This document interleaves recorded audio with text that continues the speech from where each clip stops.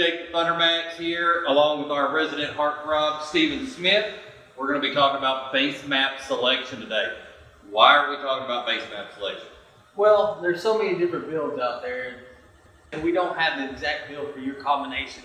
People get intimidated by that. They're like, hey, you don't have my match. Sure. But we're going to show you how to fix that problem. Yeah, and guys, it's a whole lot easier than I think a lot of guys are making it. So let's pick a base map. All right, so we got our software open up here, and we're going to go to EFI map. So we got several things to choose from here. EFI, throttle by wire, throttle by cable, V-rod. Okay. So what bike are we working with here? I've got a Vespa. Vespa. Yeah. You have a map? Size? I don't even know. Is it a 150? Yeah, I think so. Yeah, those things are pretty let's cool. Let's do a 103. Throttle by wire 103. So we're going to go to throttle by wire, and it's going to open up all our throttle by wire maps. Right. You see up here it says throttle by cable. That's for an older module. The CAN bus for like the old, when we first come out with the dual 18 pin. Okay. So kind of disregard those. Disregard that, by wire. and we don't even use that anymore. But if there's somebody running one of them old firmwares, that might come into play. So, what cubic inch are we looking at? We're looking at a 103. There's a lot of stuff there. How do we, is there a way to narrow it down? Now you see engine type 10396. So here's the 103. So I'm going to left click here, and that's going to highlight this map. Okay. And if I put my cursor on the 103 and right click, that's going to bring up all my 103 Okay, maps. it's just going to show the 103s and that's it. Okay, got it. Now, got it. The next thing I like to pick is the cam. Okay. So what cam are we putting in this bike? I got the Screaming Eagle 259. 259. Yeah. Good choice. So if you come over here and take this bar and slide it, and you see cam, okay? So we got stock to 525, 527, 577. So I'm gonna scroll down here, try to find that 259 cam, which I don't see it. Okay. Which is it's a popular cam. But I know that, so we don't have that exact cam, but I know the 575's got a similar lift. Okay. A little bit different characteristics, but it's the closest to the lifts in the same cam category. So what you'd want to do is just pick a cam. If you don't see your exact cam, you'll pick one similar in lift between the two. Yes. Okay. Yes. Perfect. So here I've got, you can see if I've got a 575 here, and if I right click there, that brings up. And that's all you'll see. Got it. Okay. 3. And so one of them's that one we're not really caring about, but so I got 2 We got here. 2 to pick from. So I got 2 to pick from. I right click there, family. Okay. Now, what's the next thing? Throttle body. So I've only got 2 throttle bodies, stock throttle body. They're Usually both the with same. a 103, you really not really looking at a big throttle body there. So then the exhaust. What kind of exhaust you got? I've got a D&D. Well, of course. Yeah, that's what everybody runs. We like those. So right there's my D&D. There's my choice.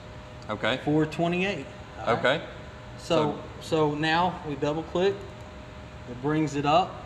And that just tells us about it? Tells you, gives you notes and everything. Tells you the cam. Tells you throttle body, exhaust. Okay, so that just gives us a little bit more information about that map. I got it. Okay. So now we just hit load base map, and boom, there it is.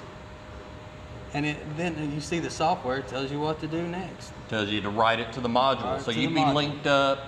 Your little link bar up there at the top would be green, and then you would just put it right in there, right? See, and if I was linked up, it'd be trying to link now to write it. Okay. We're not linked up, so I went ahead and hit that button, but okay, it's no big deal. So now, the next thing I want to do, I want to show you why. I want to show you how our tuning works really quick and show you why it's not a big deal to get it map perfect. Selections. Yeah, so you don't have to get it perfect. You just kind of want to get it close, right? Yes, they're called base maps for a reason. Okay? That's just a base for it to start at. It's a starting point. All right, and so the AutoTune's probably going to take over from there, and we're going to take a look at that. We're going to take a look at that. Yes. Let's do it. Let's go look. All right. So I've got this bike on the dyno. What I'm going to do is demonstrate the AutoTune real quick.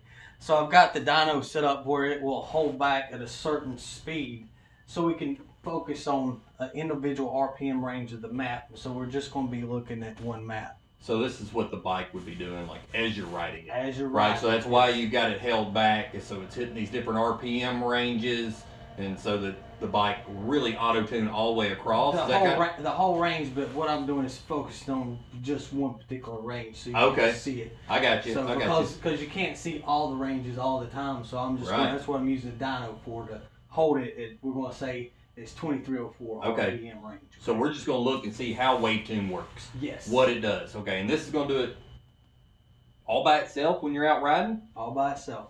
Let's check it out. All right. Okay, so now you can see that we're on our 2304 RPM page, and I'm going to hold the bike back just to concentrate on that. Now, looking at the map on this page, you can see the yellow dots here, which represents where the map was. Okay, so the red dots is what I've done is I messed the map up. Looks like a roller coaster. Map shouldn't look like that. So I want to show you what the AutoTune does on just this page right here. So let's fire this thing up and see what happens.